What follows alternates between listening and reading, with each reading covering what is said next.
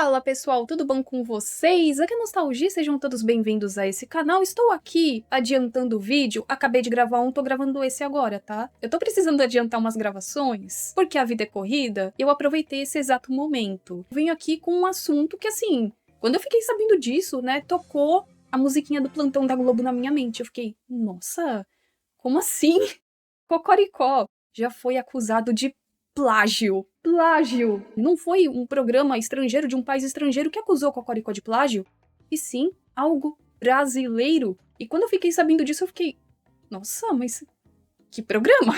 Nunca vi nada parecido com Cocoricó. Eu explicarei aqui pra vocês. Na verdade, assim, não é bem um programa. É um programa, mas digamos que é um projeto cancelado. Sabe os meus vídeos de pilotos perdidos, projetos cancelados? Então, esse seria um desses, tá?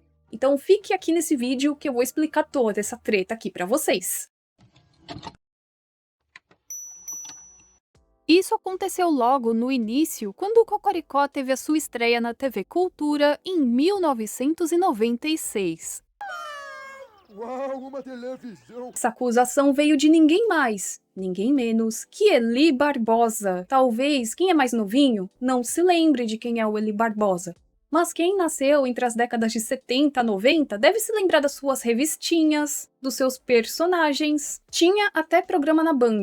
Eli Rubens Barbosa, mais conhecido como Eli Barbosa, que já é falecido, ele faleceu em 2007, foi um publicitário brasileiro que também lançou histórias em quadrinhos e programas para televisão. Ele fazia parte da ADESP, que era como se fosse uma reserva de mercado dos quadrinhos. Vocês sabem muito bem que nessa época tinha reserva de mercado, e isso também entrava na área das HQs, gibis, revistas em quadrinhos, chame como quiser. Da metade dos anos 80 até início dos anos 90, ele publicou pela editora Abril vários quadrinhos de seus personagens, como Fofura, o Gordo, nossa, isso aqui jamais teria nos dias de hoje, né? Convenhamos. Da Patrícia, entre outros personagens. Aliás, vocês sabiam que o Eli Barbosa, outra coisa que meu cérebro fez boom, o Eli Barbosa é irmão do Benedito Rui Barbosa. Benedito Rui Barbosa, autor famosíssimo de novelas da Globo. Ah, tinha aqueles personagens também dos disquinhos do Silvio Santos, então foi o Eli Barbosa que fez. E os bonecos da Anjinha e o Capetinha do Hora do Capeta, foi ele também que fez. O Eli Barbosa também fez as revistinhas em quadrinho dos Trapalhões, e na década de 80, ele começou a produzir programas de televisão. O primeiro foi a TV Tutti Frutti, que era exibido na Band, e também tinha o Boa Noite Amiguinhos, que também era exibido nessa emissora, onde eles usavam fantoches, bonecos, e na década de 90, ele também lançou um outro programa que era a Fofura na TV. Então aqui a gente já percebe que ele já tinha essa bagagem com esse estilo de programa, usando bonecos, assim como o Cocoricó, que também são bonecos.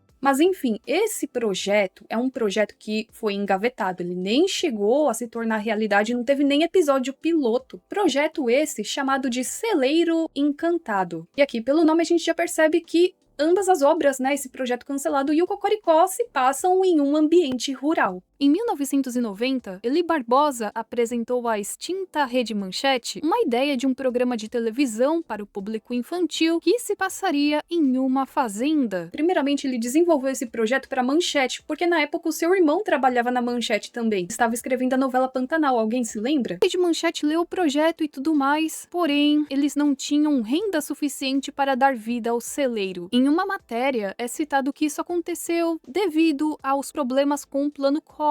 A Manchete e seus patrocinadores ficaram sem dinheiro. Sendo assim, Eli tentou contato com mais outras emissoras e também recebeu respostas negativas. Por consequência, o projeto então ficou engavetado. O Eli Barbosa tinha apresentado esse projeto para a Globo, para o SBT, para a Record e para outras produtoras independentes também. E segundo o Eli Barbosa, ele foi plagiado pela equipe de produção do Cocoricó. Deram lá uma espiadinha.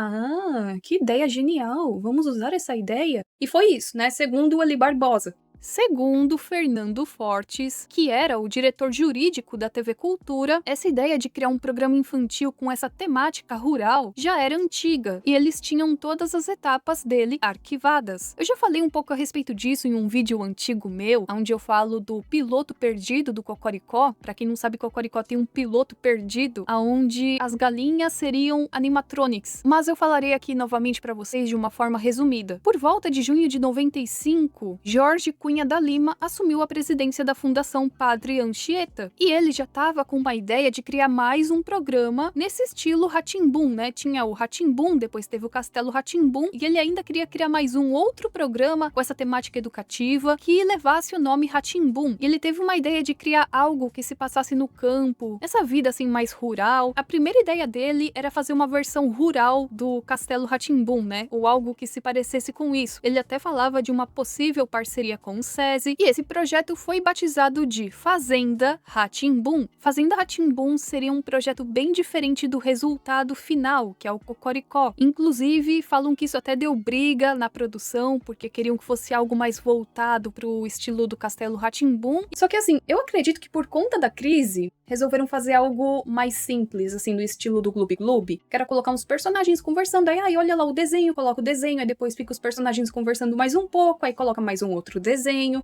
algo assim, mais simples, né? Que deu muito certo, claro. Na tentativa de caracterizar como plágio, o Eli Barbosa falava que o Celeiro Encantado e Cocoricó eram programas de bonecos que contavam com os mesmos animais. O Celeiro Encantado também contaria com galinhas, cavalo, vaca, e segundo o Eli, isso seria uma grande prova de que Cocoricó é um plágio do projeto original dele. E ele queria uma indenização pelo uso indevido de obra intelectual. Como o Celeiro Encantado passou por várias mãos, a informação deve ter vazado em algum lugar. E isso quem diz é o Eli Barbosa. Primeiro, enviei uma carta à TV Cultura na época da estreia. Como não adiantou, entreguei o caso a um especialista. Só estou esperando o seu parecer para começar a agir. Eu acho engraçado que a TV Cultura rebateu e disse: isso não prova nada, esses bichos são os mais fáceis de se encontrar em uma fazenda. E pause para algo que eu deveria ter comentado antes, mas vou comentar agora aqui, que é o seguinte. Eu entendo a indignação do Eli, ele teve uma ideia parecida, ninguém na época deu a mínima, o projeto é engavetado e de repente, alguns anos depois, Cocoricó surge fazendo um grande sucesso com as crianças. Eu entendo o sentimento dele de, poxa, mas fui eu que tive essa ideia antes, e na época ninguém se interessou. E é triste quando a gente tem uma ideia e a gente deixa de lado ou é obrigado a deixar de lado porque ninguém bota fé ou por causa de problemas financeiros. E aí um tempo depois surge algo parecido com a nossa ideia fazendo sucesso. É um sentimento doloroso, eu concordo. E claro que bate o desespero, e no meio desse desespero vem a sensação de deveria ser eu que deveria estar aí. Vem 1001 pensamentos negativos, e claro que veio na mente do Eli a suspeita de que alguém roubou a ideia dele. Se supostamente isso aconteceu. Mas vamos lá, né? O que eu acho a respeito desse caso? Eu acho que faltam mais provas, porque o fato de se passar no mesmo ambiente, né, num celeiro, é óbvio que teriam os mesmos animais. Não tem como mudar isso. Vamos colocar um elefante, uma girafa, um leão? Não, né? Abordar tema semelhante também não é plágio. Não é plágio. Você pode falar de um tema que outra pessoa tá falando também. E tudo bem, tá? O ponto é quando você copia tintim por tintim da mesma forma que a pessoa falou, que a pessoa produziu, né? Aí sim, pode se enquadrar como um plágio. Abordar o mesmo tema não é plágio. Ao menos que seja algo assim, acho que muito específico. Se eu fosse o Eli e eu tenho uma obra e pra mim foi um plágio, eu tentaria o máximo possível juntar todas as informações, tudo que eu tenho, para comprovar que aquilo é um plágio. Olhem, eu tinha um personagem que se chamava Léo, que também vinha da cidade morar com os avós, e tinha uma personagem que era uma vaquinha, que se chamava Mococa. Tô sem ideia agora para nome, tá? Explicar mais detalhadamente que se trata de um plágio. Sem muitas informações, não tem como eu opinar mais a respeito desse caso. Faltou o Eli Barbosa dar mais informações, porque ele chegou e falou, é plágio. Por quê? Porque a minha produção se passa numa fazenda e Cocoricó também. Tá, mas qual é a história? Qual é a premissa? Porque assim, a premissa do Cocoricó é o Júlio da gaita e a bicharada no vocal fazendo um rock. Agora, seriamente, né? A premissa é que o Júlio é um garoto da cidade, ele vai morar com seus avós na fazenda, né? Em Cocoricolândia. E aí lá ele faz amizade com os animais da fazenda, tem também a Oriba, tem os outros personagens que aparecem, né, nas temporadas mais novas. Mas qual seria a premissa desse celeiro encantado? Será que seria a mesma? Será que teríamos um Júlio da gaita também?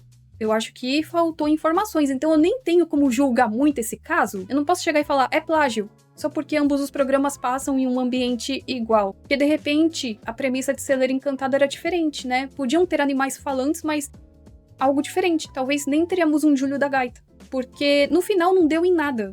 Não deu em nada. Cocoricó continua. Esse projeto do Eli Barbosa ficou engavetado. É um caso que é bem complexo, né? Eu acho que faltam informações, então não tenho como chegar e falar, tá vendo? Tá vendo? É plágio. Tá vendo? Ele tinha razão. Não. Eu acho que se ele desse mais detalhes, aí sim, a gente poderia julgar melhor esse caso. Mas, segundo as informações que eu encontrei aqui na internet, ele fala que seria um plágio porque ambos os programas se passam em um ambiente rural. Qual é a opinião de vocês a respeito desse caso? Vocês acham mesmo que é um plágio ou que não é um plágio? O que vocês acham que foi? Vocês acham que alguém agiu de má fé? Eu não posso chegar aqui e falar nada porque eu teria que ter provas concretas disso. Pode até dar problema, né, se eu chegar e falar alguma coisa. Mas, de acordo com as informações que nós temos, que o público recebeu, eu não acho que seja 100% um plágio isso aqui. E fazendo o vídeo a respeito desse caso, me veio uma outra reflexão. Fica a dica para vocês. Mesmo quando ninguém dá a mínima pro seu projeto, pra sua ideia, a gente tem que tentar. Pelo menos a gente tentou. Se deu certo, legal. Se não deu certo, pelo menos você tentou. Se eu fosse o Eli, eu tenho um projeto e ninguém bota fé, eu tentaria de alguma forma fazer de uma maneira mais independente, mas pelo menos tentar. Se não deu, bola pra frente. Porque o Eli tinha muito talento com isso. Ele inclusive já ganhou prêmios e eu tenho certeza que se não desse certo, o celeiro encantado, ele criaria outro projeto que poderia dar certo, mas o importante é tentar. Eu espero que vocês tenham gostado do vídeo, nós nos vemos na próxima e tchau, tchau!